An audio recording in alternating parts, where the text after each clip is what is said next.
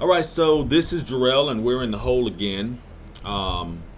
Something that I've been, again, dealing with people about, and I guess that it's because of the churchianity programming, I call it, and people have that. They miss this. You ever heard anybody say, well, I have a personal relationship with God, and it doesn't have anything to do with anybody else. It's an internal thing. It's inside. Okay, so let me tell you something that you really need to know.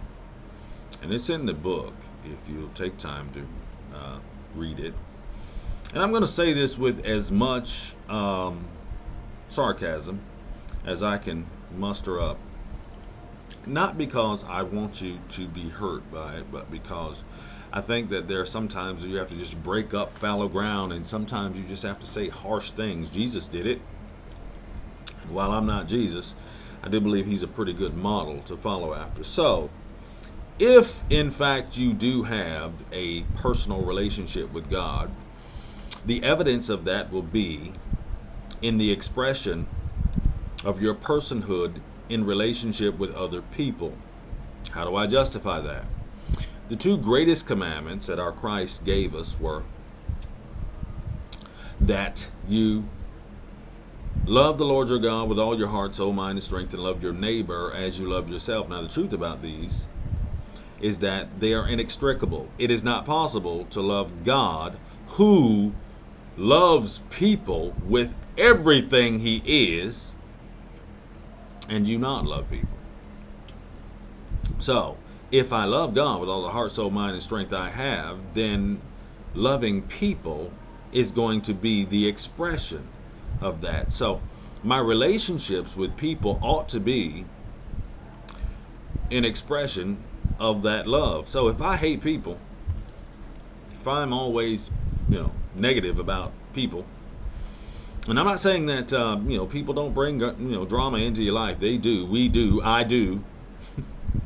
But there's a way to deal with it, and Christ gives the example that there is no avoiding it. You see, he had this idea that he was here for other people, and the Bible says, if any man come after him, let him deny himself, take up his cross, which he got on for other people daily, and follow him. If you're going to follow after Christ, you're going to bear crosses of others. Because let's look at Galatians 6 and 2.